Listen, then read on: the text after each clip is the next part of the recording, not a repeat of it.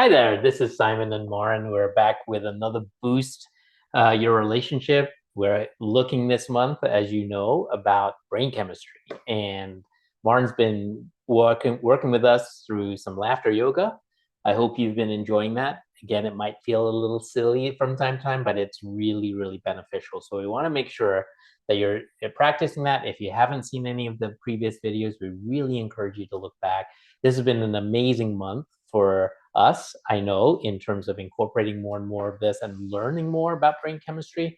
So we're really excited about what we have to offer today. So today we're going to talk about a very specific chemical in the brain called anandamide, or it's actually it's a hormone in the group of what we call endocannabinoids. Big fancy names, don't worry about it. But the reason we're talking about this is it's actually known as the bliss hormone. And who doesn't want more bliss in their lives, right? We'll take that, right? And actually, the word itself is actually from a Sanskrit word that means bliss, and so that's why it's a very important hormone for us to understand. And it's not really talked a lot about, and so we want to kind of bring that up and say, let's see what we can do differently, and how can we help that. So anandamide is really involved in how we sense ourselves in terms of mood, memory. It actually is an appetite stimulant. It actually modulates how we perceive pain. It's actually got a little bit of analgesia effect, which is similar to what Tylenol does in terms of controlling pain. And it actually is a really important hormone in our brains that helps us regulate normal sleep. So those are some of the things that we want to kind of keep in mind as we talk about this. And when we think about mood regulation, we all have ups and downs in our mood. And sometimes we know why that happens, and sometimes we don't know why that happens. And so having good, stable anandamide levels can actually help with what happens with serotonin, which also helps contribute to mood as well. So the more we can understand our ability to manage that can be helpful in terms of our mood, again, that pain. Part of our runner's high, as we've talked about in the previous video, is related to endorphins, but also that part of that is related to this hormone anandamide. It actually is associated with a sense of euphoria and well-being, and that usually happens after some pretty intense physical activity. So this is broken down by fatty acid enzymes, and so that's how that balance is maintained. And one of the big questions is, so if this is an endocannabinoid, what is the impact of marijuana, of THC? And we're still not really exactly sure. What we do think, though, is because THC, marijuana, actually interacts with the same receptors as anandamide, we think it actually disrupts the normal anandamide. And if you use a lot of marijuana, there can actually be this up and down in emotion, and part of that we think is related to the way anandamide works in our system. So it's sort of, we're still learning about anandamide. We don't have all the information yet, but as we continue to learn, we're finding out that these hormones are really, really impactful in our sense of well-being. And so we're going to talk about, like, how do we manage that? How do we do better with that? What can we do for ourselves to improve our anandamide? And you're going to hear a theme here, a theme that you've heard in almost every single presentation we've done, because we know that these things have significant impact. So the first is regular exercise. So we know that exercising regularly, again with that runner's high or that exercise high, seems to really improve our ability to modulate anandamide levels, which then lead to that sense of well-being. And we know that the more we exercise, the more we have that. I'm just going to tell you, Martin and I have been exercising really consistently, and we are noticing just a better sense of well-being. Now, it's not just because of any one of these hormones, it's really related to a multiple and the complexity in how they interact with each other. So healthy diet, again, what does that mean specifically as it relates to anandamide? It's really around omega-3 fatty acids. So fish, flaxseed, walnuts. We know that those kinds of fatty acids seem to really enhance the production of anandamide. And so when we do that, then we can have, again, a better store of the anandamide that then allows us to have that better sense of well-being. We know that chronic stress impacts the production of the anandamide. And so anything we can do to reduce stress. So meditation, mindfulness, relaxation exercises. If you're not doing any of those, I really recommend that you just take 5 minutes. If you can take 5 minutes in the morning and maybe 5 minutes in the afternoon or evening, can really, really make a difference in just being aware. And all you're trying to do is actually just concentrate on your breath. Breathe in, breathe out, and just do that for a few minutes. And it's amazing, since we've started doing that, how much that really helps us relax. We can actually physically feel the difference in our body around what's happening with our stress level, but also with these hormones. We know that social interactions, positive social interactions, and emotional support can also be associated with increased anandamide levels. And what does that mean? It means that we have meaningful relationships. So think about those relationships that maybe are more casual versus those that are meaningful. What are the differences? What do you feel differently in them? And how do you ensure that you have those? And if you don't have meaningful relationships, what are some of the things that maybe you can do to step into those? And that takes some vulnerability, and it takes some empathy, and it takes some emotional intelligence to step into that. And if that's something you have questions about, or you want some help out, please reach out to both of us. We really want to be part of that process and journey for you. We know sunlight has an influence that seems to increase these endocannabinoids, and specifically anandamide. And so we know that natural sunlight seems to have a positive impact. And that makes sense, right? We feel better when we're in the sun than when we're not in the sun. And or it's a gloomy day for weeks on end, or we don't see the sun for a while, we know we feel different. And so again, that's not just based on this, but also on dopamine, based on serotonin. So there are a number of things that are interacting. And I think that's one of the messages for today, is that there is so many complexities that we still don't understand, but we know that there's some impact, and we know there are things we can do about it. The other things I just want to mention are about CBD, because I know that comes up a lot in questions as well. And we think that that also impacts anandamide levels, but it's really unclear. And we think that it may actually reduce the breakdown of anandamide by these fatty acid enzymes. And so it's complex. We're not sure how it impacts, but it may have an impact. And the last thing I want to mention is there's a couple of supplements and herbs that have been shown to influence the function of these endocannabinoids, or anandamine specifically. And that is let's try that again. Black pepper extract, or piperine, which is really been shown to actually have some impact. There's more research ongoing, and we really need to think about that. And then the other is PEA, or palm oil is really what it is. Okay. So if you can have some palm oil, that seems to have some differences. So a lot of kind of interesting things that we're learning in this complex organ we call the brain, in terms of our well-being, in terms of our sense of mood, in terms of cognition. And I'd really encourage you, if you haven't heard the videos, to go back and listen to them, because we really give you some insights into each of those hormones and how they might have an impact for you and what you can do about it. And there's some really, really great things you can do. So that's kind of our brain chemistry component. I'm going to hand it off to Maren. She's going to, I don't know, do you have any questions or thoughts about what we shared? Well, one thing you talked about, black pepper extract. Is it healthy to actually just add some black pepper? Absolutely it is. Black pepper naturally, if you're using a grinder, can really be helpful. So I think the more we can do that, that's great. So what are you going to do for us today with some of that? Okay, so we are going to focus on breathing healthy. And I do want to add in there, because we've talked about exercise, that actually laughing is a form of exercise. So to incorporate that in, you're just getting more boost in your movement and those healthy hormones going in, even just from the movement. And some of that movement comes internally, a lot of it actually from the diaphragm.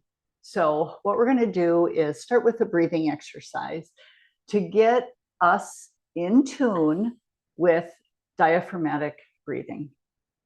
And what we're going to do is, I want you to put your hand on your abdomen. And when we breathe in, I want you to consciously think about your abdomen expanding like a balloon. And then when you breathe out, squeezing your abdomen in and pulling in your stomach towards you. Okay, so we're going to do this together. We're going to breathe in and have your stomach expand. And breathe out. You should feel that squeezing. Breathe in again. Breathe out.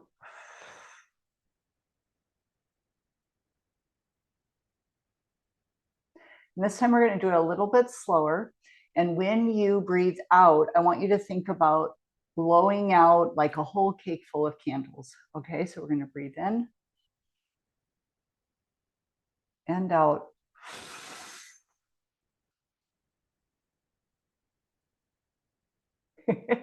Simon has more candles than me. Okay, so what we're going to do now is we're going to start incorporating the laughter piece into that. And how we're going to do that is we're going to breathe in the same way. So you're creating space. But when we breathe out, we're going to add some ha ha ha ha ha ha ha in there as well. Okay, so here we go. Breathe in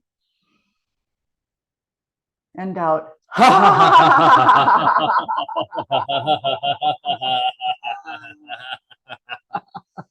Okay, breathe in.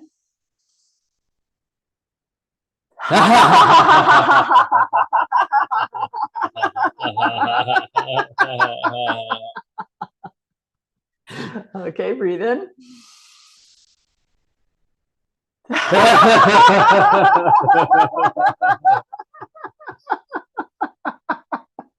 And we scared our cat away again. He's like, I'm out of here. Okay, all right. How about one just cleansing breath?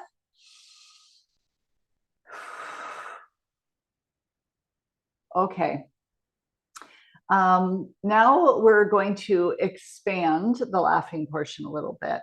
And I want you to think about kind of the opposite of what we might think about when we think of laughing and enjoying ourselves is just kind of notice like what were the challenges from this past week or the last couple of days and what things like really bothered you. For us, we had a problem with our front door lock and took a lot of like navigating and figuring out how are we going to get this fixed. And that really bothered me. And so I was just really, really down about that one incident. I want you to think about that as well. And what we're going to do is we've had it up to here, laughter. So I'm going to start and I'm going to be like, I've had it up to, and then this is going to be my measuring stick. And as we increase it, we're going to increase our laughter. So it seems kind of counterintuitive, but one way to actually address those stress hormones and the emotional component of the stressors in our life is to laugh and to shake it off. So I'm going to think about the incident with our front door, and I'm going to do my gradient scale, and we are going to laugh together. And then you can have a turn on how far you've had it up to. Okay. So here we go. With that front door, I've had it up to here.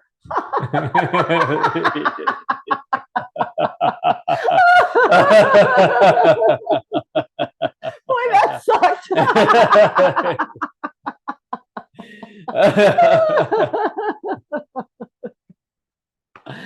Okay, I feel better about it already. So, how far have you headed up to in the last couple of days? I've had it up to here. I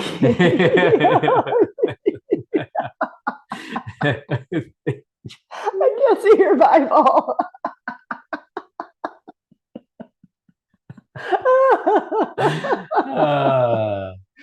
Okay. One of the things to just keep in mind as we do this, we're not saying that what you're feeling is wrong or bad.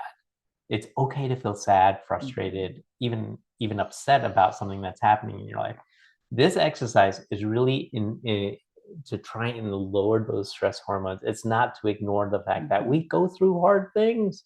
life is hard sometimes. And so we don't want you to see this as a way to say, well, I don't have to address the fact that I'm frustrated, because that's actually not a healthy place. So I want to just kind of say that this is a balancing of how do I lower my stress hormones, but then how do I actually approach whatever the difficulty has been, the challenge. Yeah, I really appreciate you adding that in there.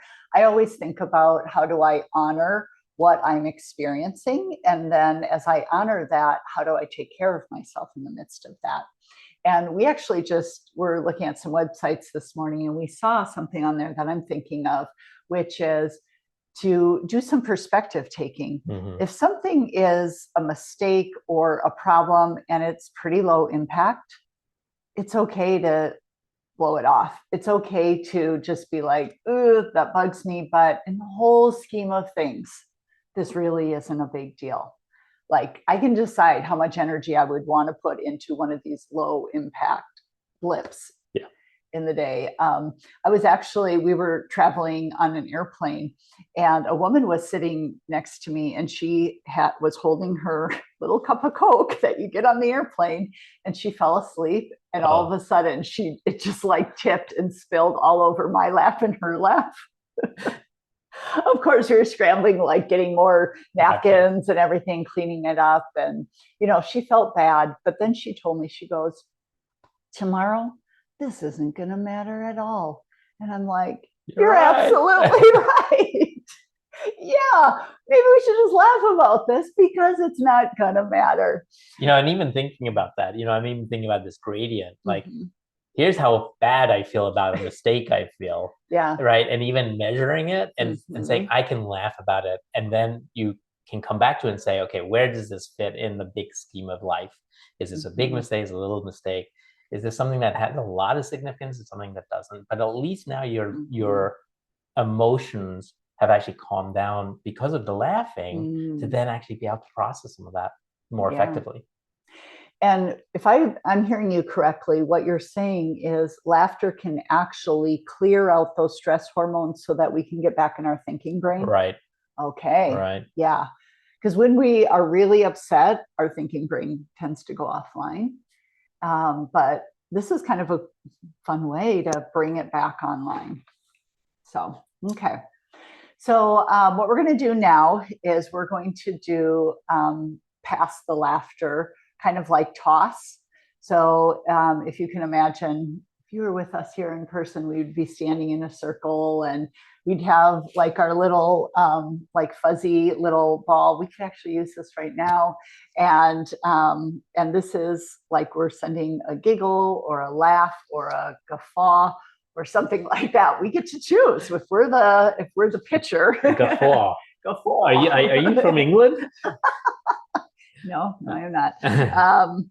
But we can use this to be the one to choose what kind of laugh we are going to send to the other person. So I'm going to start with a little giggle.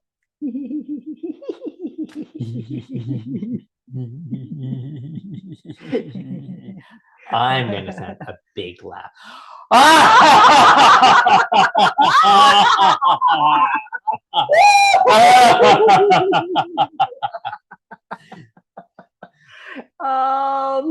I'm going to send a stifled laugh.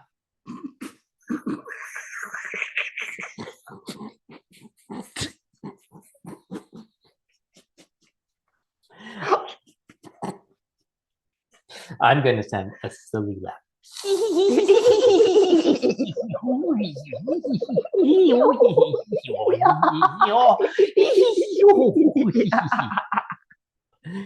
Okay.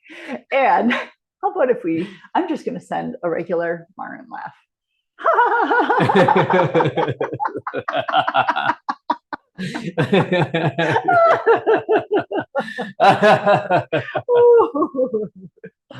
I can actually feel my diaphragm.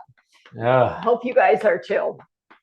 And I wish we could just like get a laugh from you and hear your laugh.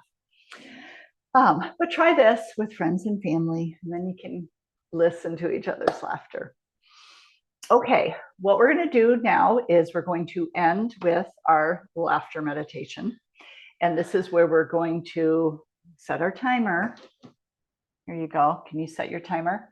Should we try a minute this time? Our Oof. last, because last time we did 30 seconds, then we did 45 seconds, and now we're up to a minute. So we're going to do a minute laughter. Want you guys to join in. Just, force it out if you need to. That's totally fine. And then afterwards, we're going to do some breathing and a body scan. Okay, ready? Mm-hmm. Go.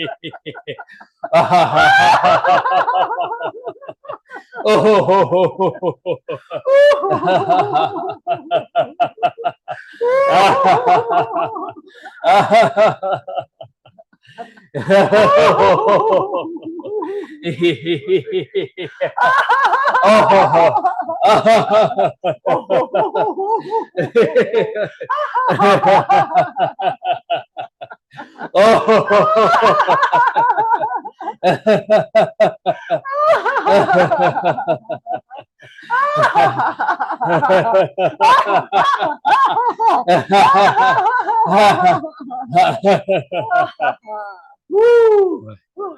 Okay, big breath. And another one.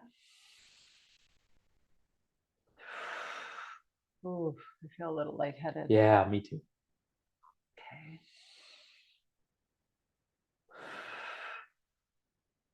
Okay, if you want, you can close your eyes.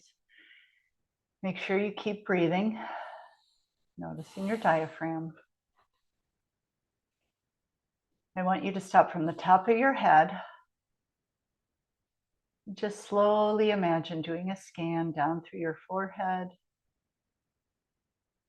your eyes and your eye sockets. And just notice if there's any tension or fatigue. Notice how you could relax that and let that go. Notice your cheeks, your lips, your chin. Now scan down through your neck and your shoulders. Notice your right arm and where your hand is resting,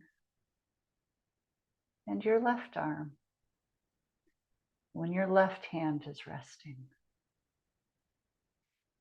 Just let go of any tension. I want you to notice your chest area.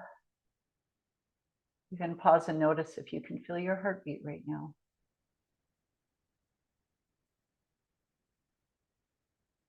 And notice how to simply relax your belly into your hips. And notice just simply the weight of your body wherever you're sitting or laying. That you're on a solid place. Notice your right leg all the way down your thigh, your knee, your calf, your ankle, and your foot. Notice where your foot is resting.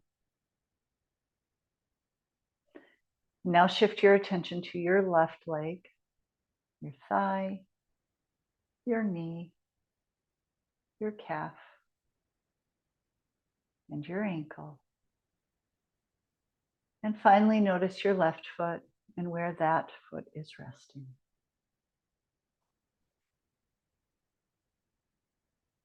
And I want you to just notice your breath. Notice your breath in and your breath out.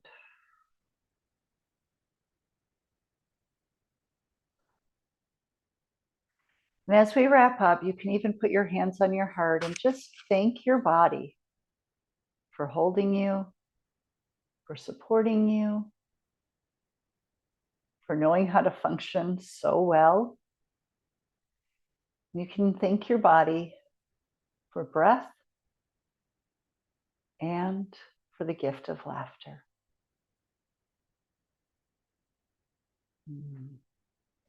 Thank you guys for joining us. We've had a lot of fun being goofy and silly and enjoying this time together. We appreciate you joining us. So if you're in our community on Empowering Minds, look forward to our next month theme. I'm really excited about what's coming for you guys. It's going to be really, really good. And then also, we want you to know that we have our YouTube channel and our website. So if there's anything we can do to help support you guys, please feel free to reach out to us. Have a great day, and we will see you soon. Bye. Bye.